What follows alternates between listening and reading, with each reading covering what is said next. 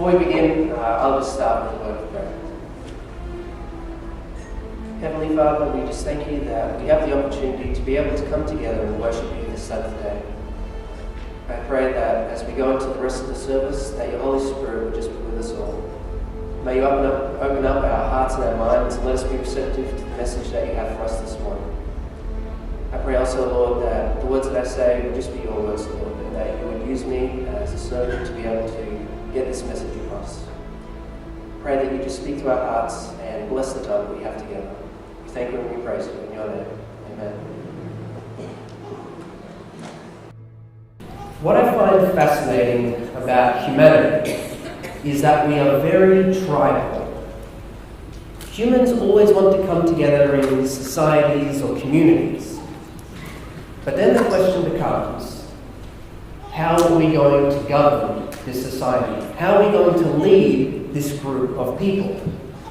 And so people all throughout history, various philosophers have come up with different ideas as to how they believe a government or a society should be led. For example, Niccolo Machiavelli is famous for writing a book called The Prince. And in it, he proposes that a true leader should be able to lie, cheat, steal, deceive, and keep secrets from the people in his country for their better good. This is actually where we get the term Machiavellian from. You may have heard it used to describe a Machiavellian villain. And that really just refers to someone who will do anything and everything to reach their goal. We often put a very negative connotation to it, but Niccolo Machiavelli actually saw it as something very noble. He saw it as a leader willing to compromise their own morality in order for the better good of his people. Another famous philosopher was Karl Marx, who's very famous and nobly for writing the Communist Manifesto. And he believed that people within society should be treated equally and fairly. So that meant that everyone would receive equal pay for different work.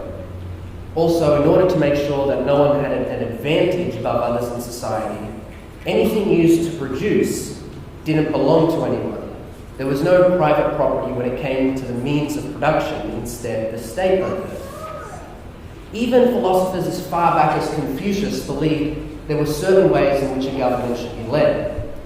Confucius believed the best thing to do would be to gather all the men in the city and find of those who is the most virtuous, who is the most morally upright person in society. You pick that man and you elect him as the sovereign over the country.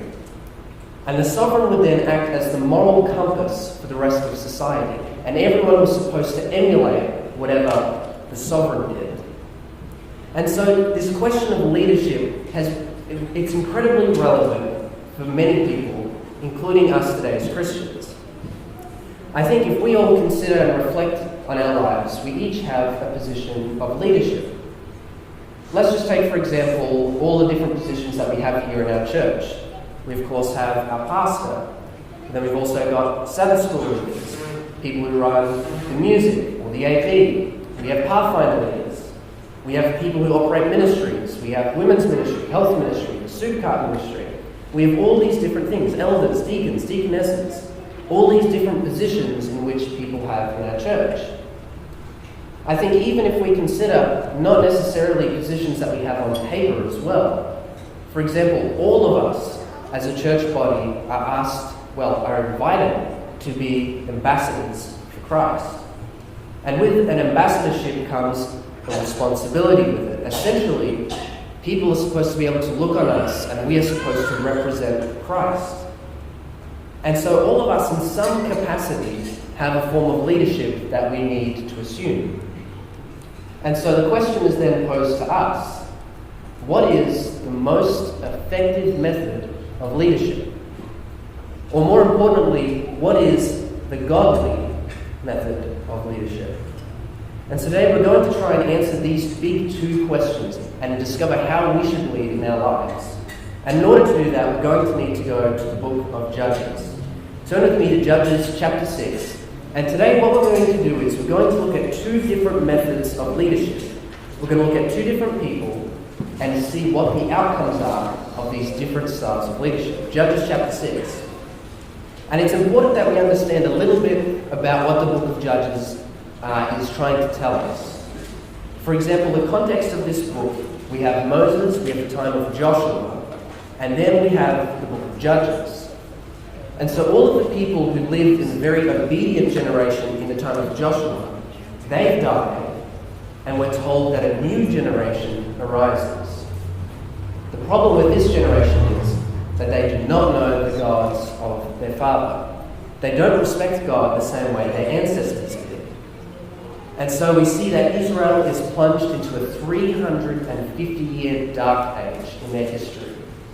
And what ends up happening is Israel, they reject God, they get oppressed by a foreign nation, then they cry out to God for repentance. God then elects a leader for them who frees them from their oppression, and as soon as they're free from their oppression, they reject God, they call out for God's help again, and we see this cycle over and over in the book of Judges.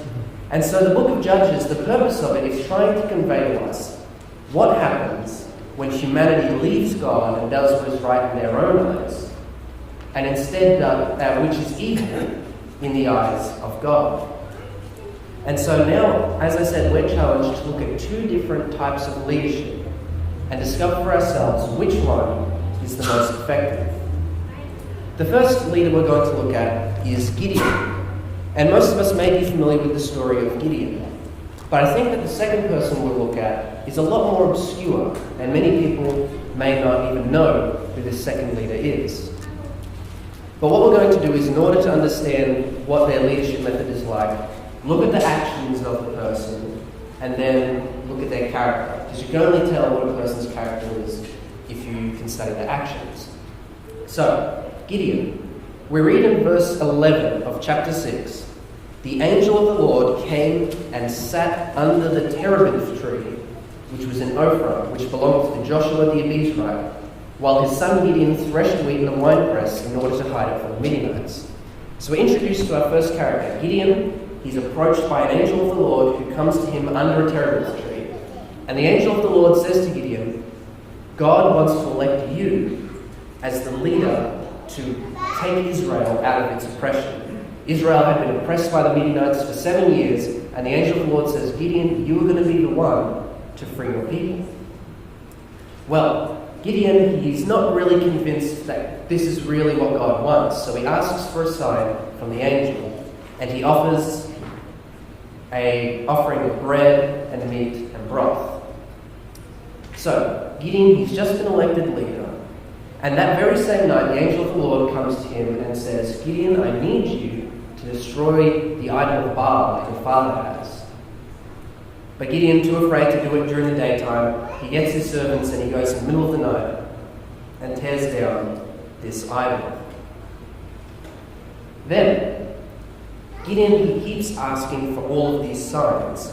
First of all, he amasses his army, we read in verse 34. Chapter 6, verse 34, we read, the Spirit of the Lord came upon Gideon. Then he blew the trumpet, and the Abiezrites gathered behind him. So he amasses his army when the Spirit of the Lord comes upon him. And then he keeps asking God for these signs, because he's still not sure if God wants him to be the leader. He puts out the fleece once, he puts out the fleece a second time. And then even before he goes into battle, Gideon hasn't asked for a sign, but God decides to give him one last sign. Because I think God could read Gideon's heart and see that he was still just a little bit unsure whether God really wanted him to be leader. And so, the concluding chapters of Gideon's story, he leads a final battle against the Midianites with a plan given to him from God, freeing his people from oppression. He has 300 soldiers. He divides them into 3 divisions of 100 soldiers each, and they attack the Midianites and free the Israelite people. So those are the actions of Gideon. What do Gideon's actions tell us about his character? Well, we see that Gideon, he's devoted and loyal to God. When the angel of the Lord first comes to Gideon, Gideon has all of this knowledge about Moses and Joshua and all of these other leaders that God has lifted up for Israel. And we see that he's more than happy to tear down the altar to Baal. So Gideon is devoted to the God of his ancestors, unlike most of the people in his generation. We see also that Gideon, he has no desire for power or authority either. In fact, Gideon has the exact opposite. He keeps trying to push away the leadership that God so desperately wants to give him. The angel of the Lord says, Gideon, you are going to lead the people. You are a mighty warrior. And Gideon says, well, look, I'm from the weakest tribe, from the weakest clan, from the weakest family. I don't really think you want me to be the leader. And then Gideon keeps asking for these signs. He says, God, if you really want me to do it, you're going to have to give me these signs. And it's almost this pushback from Gideon saying, look, God, I prefer it if you gave the leadership to someone else. And the reason he keeps trying to push away this leadership is because he realizes that he's unqualified, untrained, and ill-equipped to take on the challenge that God has given to him. And so because he recognizes this, Gideon is humble. He realizes that he is weak and that his weaknesses is where God can play up his strengths. And that attitude of humility leads Gideon to rely on God for guidance and submit to his will. God tells Gideon, do this, and Gideon, he just straight away does it.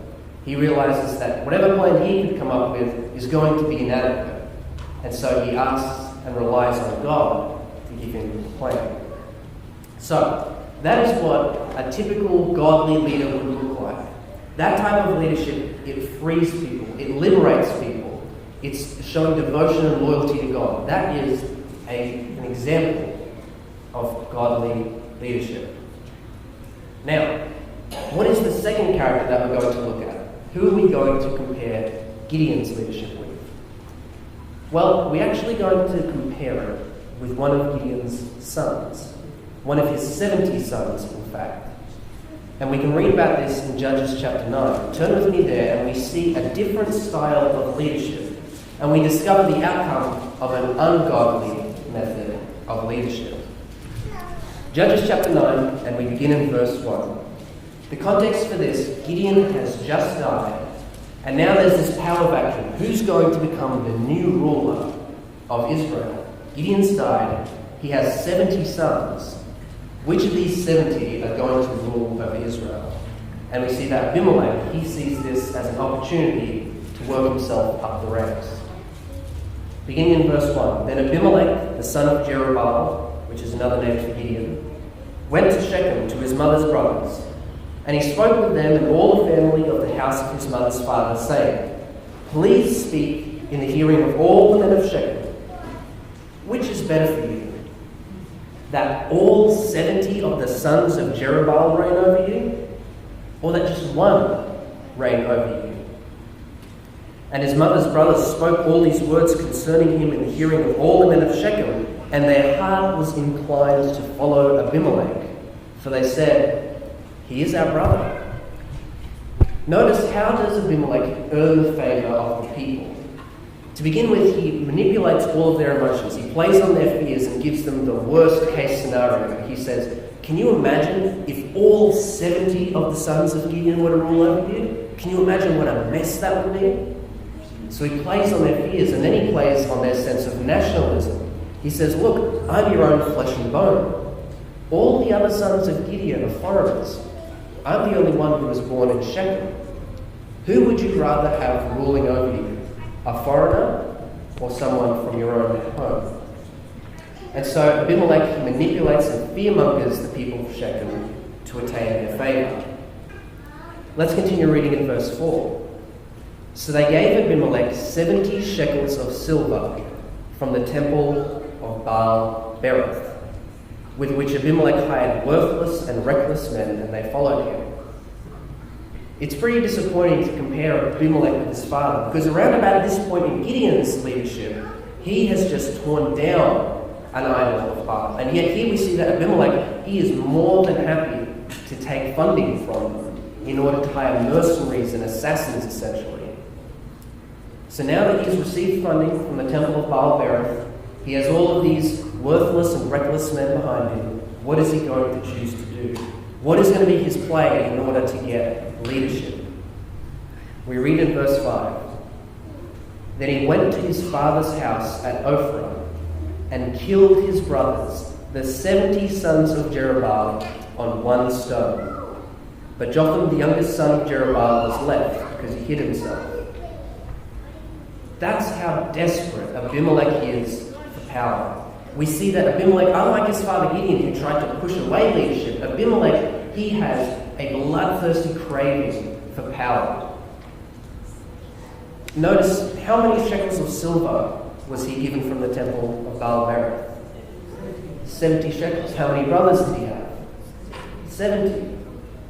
Essentially, what Abimelech is saying is, my brothers are worth no more to me than 1 shekel of silver each. Think about Joseph and Jesus. They were at least sold for 30 and 20 pieces of silver. That's about the price you'd expect to pay for a servant or a slave back in those times. And so Abimelech is saying to his brothers, the value I place on your head is 1/30 of that of a slave.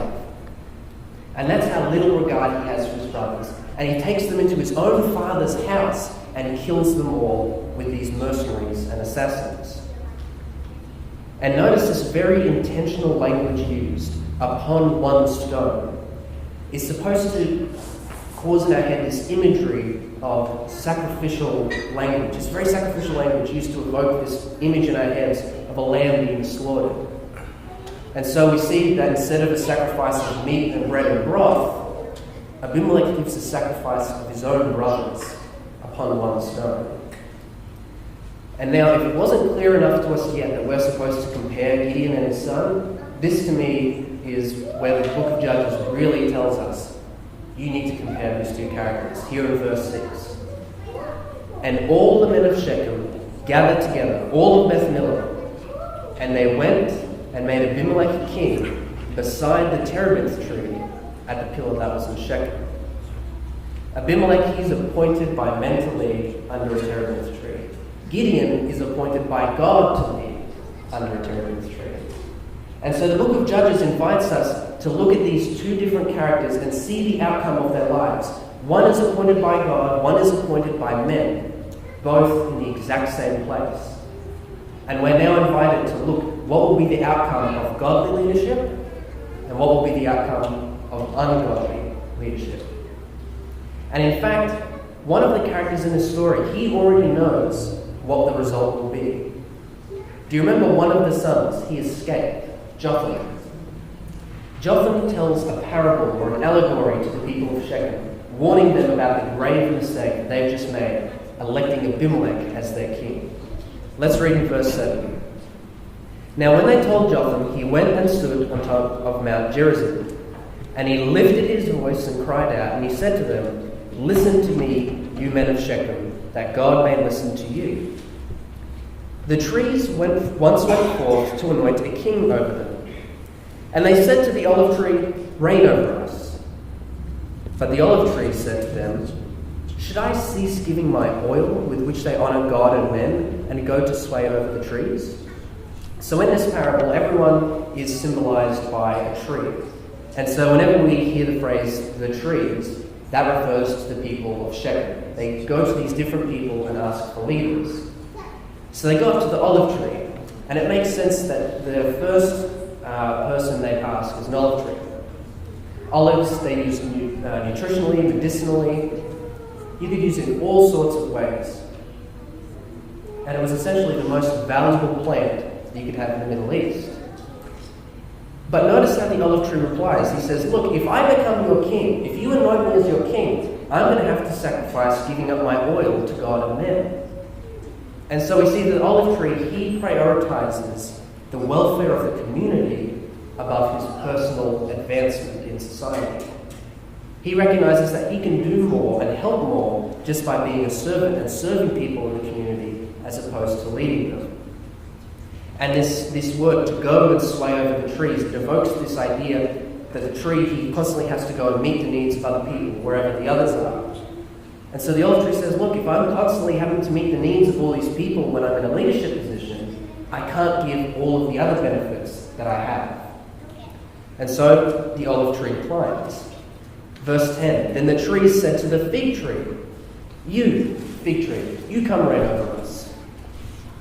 But the fig tree said to them, should I cease my sweetness and my good fruit and go to sway over the trees? Fig trees, you could use the figs in cakes. They were a sweetener. Their leaves, you could turn them into baskets, umbrellas, clothing, dishes, just by weaving them together. Fig trees are a very useful tree. And so the fig tree has the same mentality. He says, look, I'd have to give up doing all these other things. I'd have to sacrifice all the ways I serve the community if I were to become your king. And so he denies them leadership, and the trees keep looking for a new leader. Verse 12. Then the tree said to the vine, Vine, please, you come and reign over us. But the vine said to them, should I cease my new wine, which cheers both God and men, and go to sway over the trees? The vine, it was used to make wine, to make vinegar, and it was a symbol of fertility and merriness. And the vine says the exact same thing. I'd have to sacrifice that if I became your king.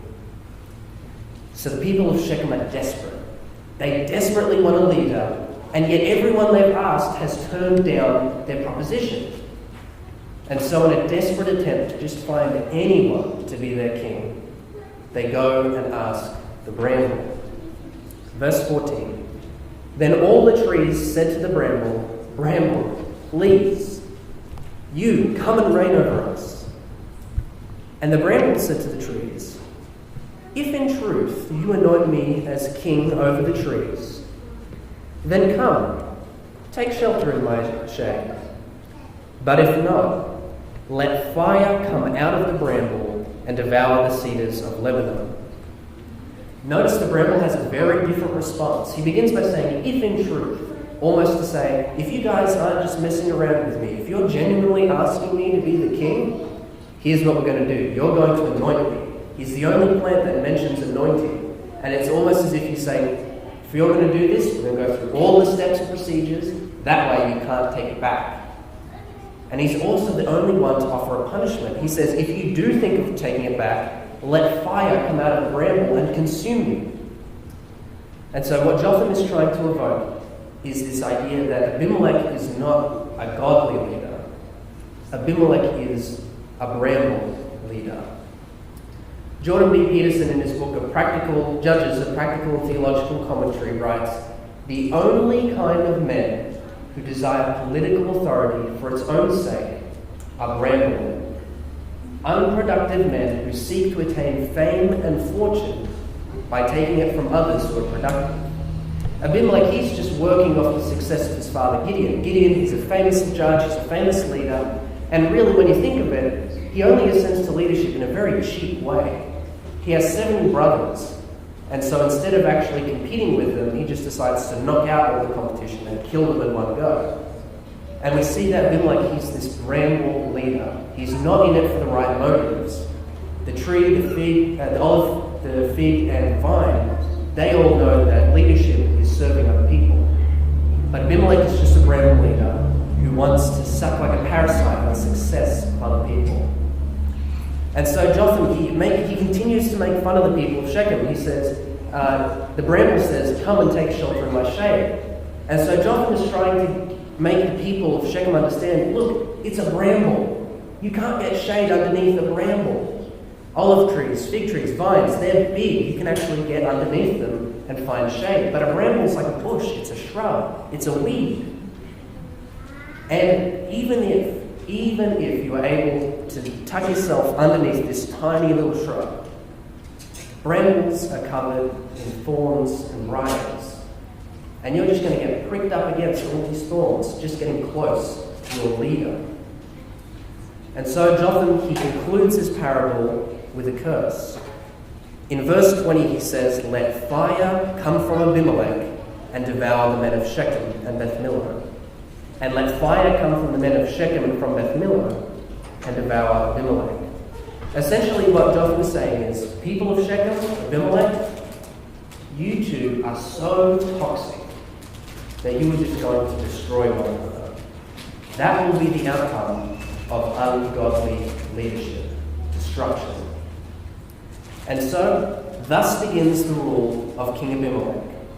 He's killed his brothers, he's taken money from the temple of Baal, and now his leadership is going to begin.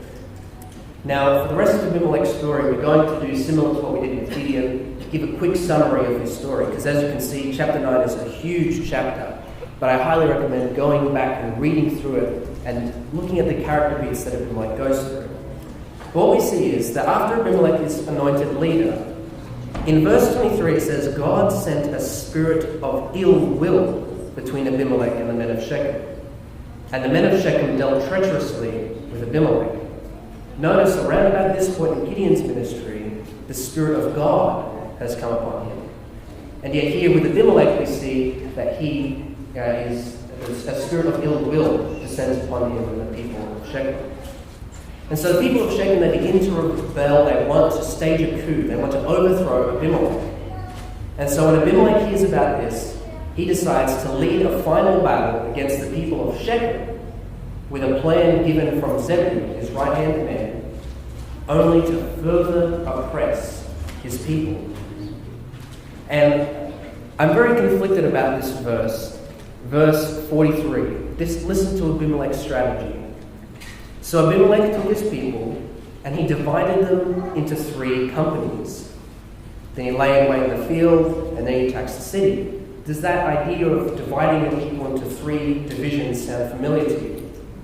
It's the exact same tactic that Gideon used. And so I feel a little conflicted about it because part of me sort of thinks it's pretty cute that Abimelech decides to just use his dad's method of battle strategies. And then I have to remind myself he's using this to kill innocent people, so not so cute anymore. But then we see that Abimelech, he gets his 3 divisions, he attacks the people of Shechem, and he basically wins the day. But the remaining forces, they scatter themselves all around in different cities. And so Abimelech decides he has to complete the final battle by chasing down the escaping forces. He goes to one city, and they have a huge tower. All the people have come together in this tower. And he just goes, he grabs an axe, chops down some wood, chucks it against the tower, and says to the rest of his army, you do the same. And so they burn down this tower with all of the people in it. Very interesting the method he chooses to attack his own people. Let fire come out from the bramble. We read in verse 50 that Abimelech just casually takes another city. He just kills everyone in that city.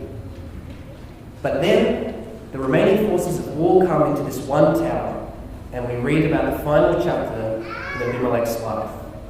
Let's all read from verse 51 together. But there was a strong tower in the city, and all the men and women, all the people of the city, fled there, shoved themselves in, and they went up to the top of the tower. So Abimelech came as far as the tower and fought against it, and he drew near the door of the tower to burn it with fire. Again, using this strategy of let fire come out from the bramble. But a certain woman dropped an upper millstone on Abimelech's head and crushed his skull. Then he quickly called to the young man, his armor-bearer, and said to him, draw your sword and kill me, lest men say of me, a woman killed me. So his young men thrust him through, and he died. Verse 57, and all of the evil of the men of Shechem, God returned on their own heads, and on them came the curse of Jotham, the son of Jeroboam. I love the way that God decides this proud, this arrogant, egotistical person is going to fall. First of all, he dies at the hands of a woman in battle. And back in those days, you don't want to be killed by a woman, you want to be killed by the blade of another man. But even then, he's not really killed in a cool way.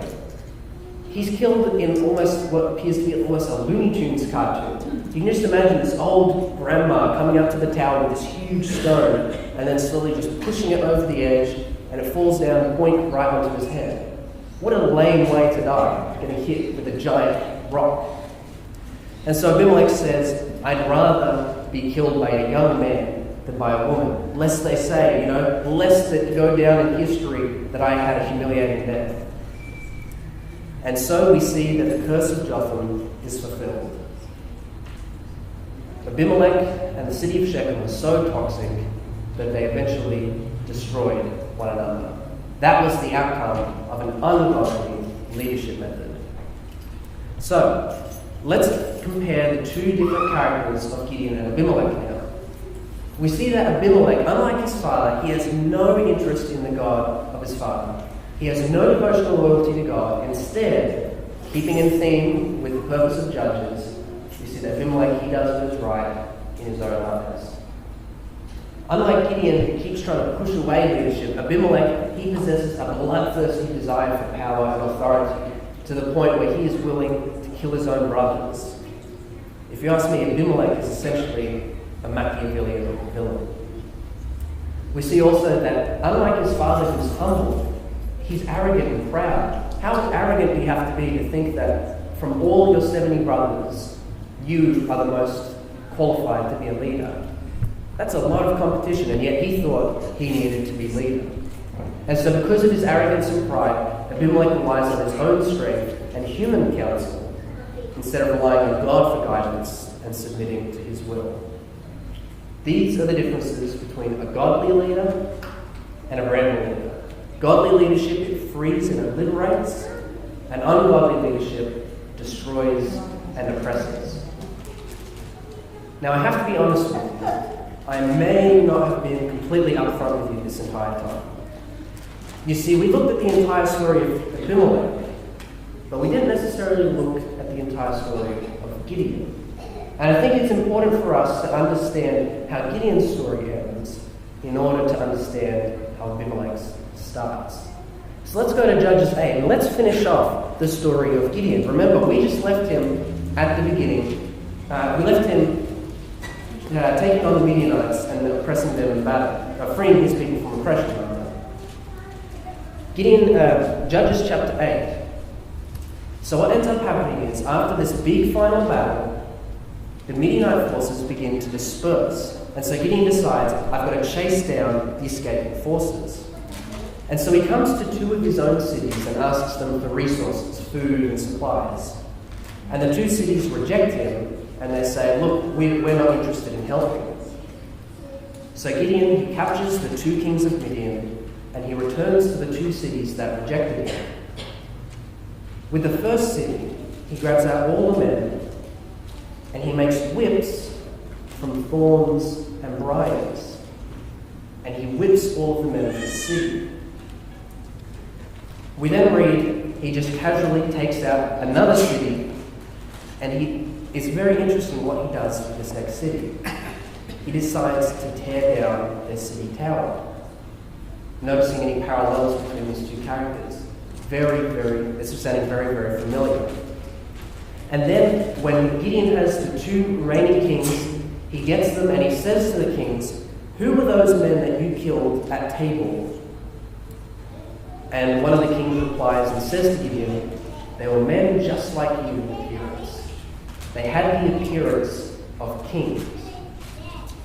And so we see for the first time, planted in Gideon's mind is this idea, hey, I could be the king. But then Gideon, he responds to the kings and he says, those men that you killed at Tabor, they were my brothers. They were my mother's sons.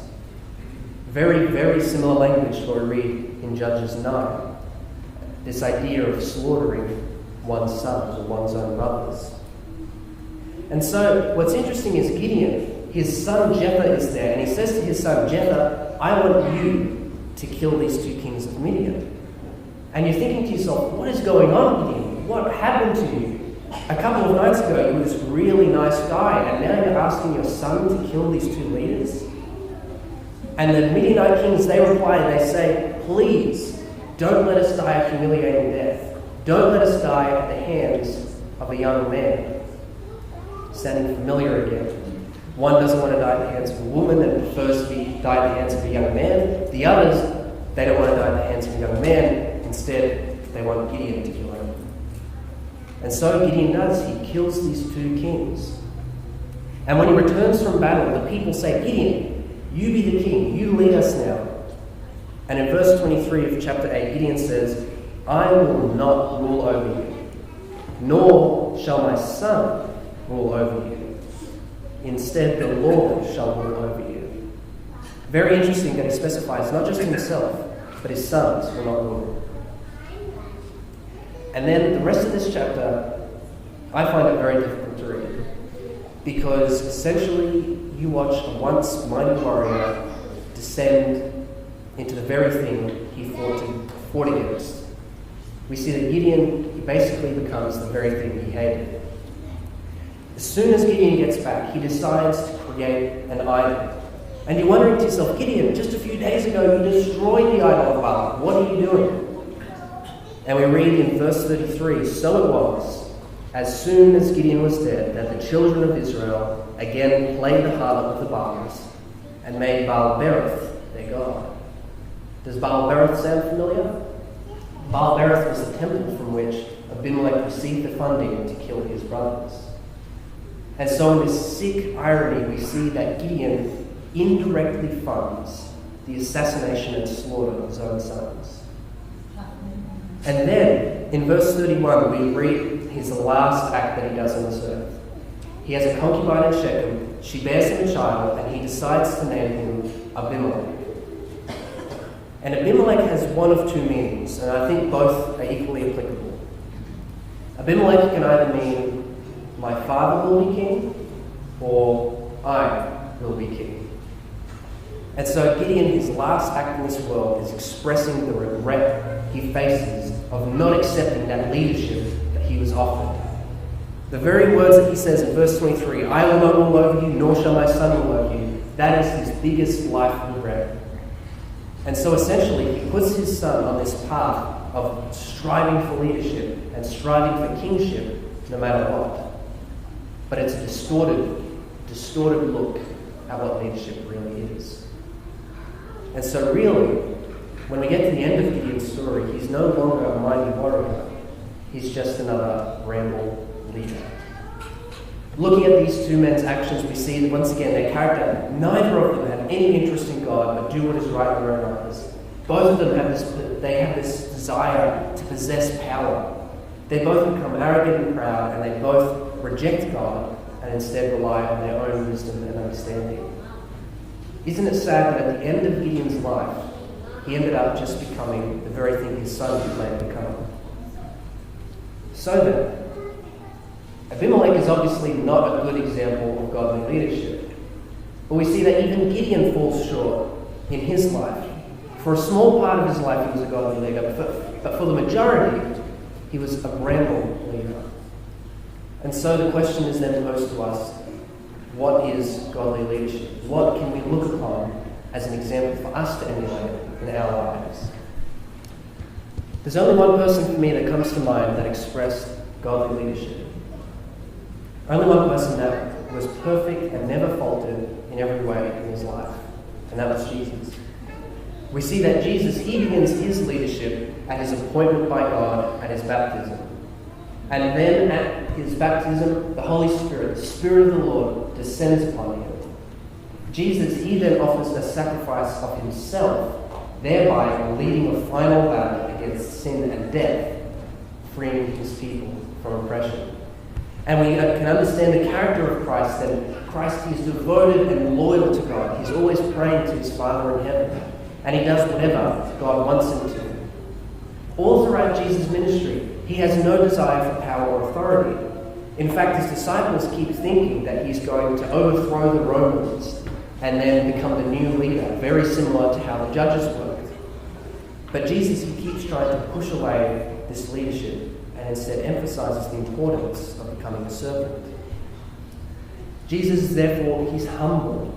The entire chapter of Philippians 2 is focused on this idea that Jesus, he was a human, but he was still God incarnate. He could have lorded that over everyone. Hey, guess what, guys? I'm God. Listen up. But Paul emphasizes, he says, Jesus, he was humble. Even though he was God, he decided to be humble. And all throughout Jesus' life, he relied on God for guidance and submitted to his will. And so I think the only true example of godly leadership that we can find, with no faults whatsoever in it, is Jesus.